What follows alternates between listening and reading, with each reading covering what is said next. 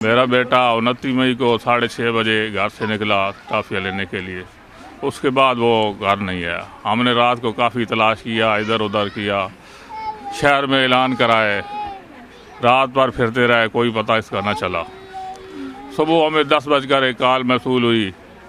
उन्होंने कहा कि 20 लाख का इंतज़ाम करो वरना हम बच्चे को मार दें। उसके बाद हम तलाश करते रहे, उधर उधर फिरते रहे। फिर डेटा का मुतालबा किया गया, पर डेटा निकालते हैं उससे पता चल जाएगा, लेकिन डेटा बाद में मिलने की वजह से ये काफ़ी देर हो गई थी। ये हमारे पड़ोसी थे, हमारे साथ रहते थे, उनका हमारे घर में आना जाना था। हम उन पर बड़ा भरोसा करते थे, हमें यकीन नहीं था कि वो आस्तीन के सांप हैं, हम वही काम कर रहे हैं, हमारे साथ फिरते रहे हैं।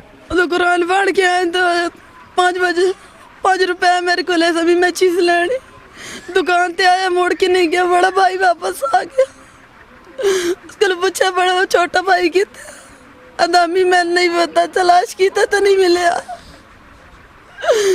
तेरे मन गोली मारी वजह जिन्हें मेरे बच्चे ने सलाम की, दोबारा किसी माल ऐसा सलाम न कर। उन्होंने हमारे साथ बहुत ज़्यादती की है और हम सोच भी नहीं सकते थे कि वो हमारे साथ ऐसा कर सकते हैं।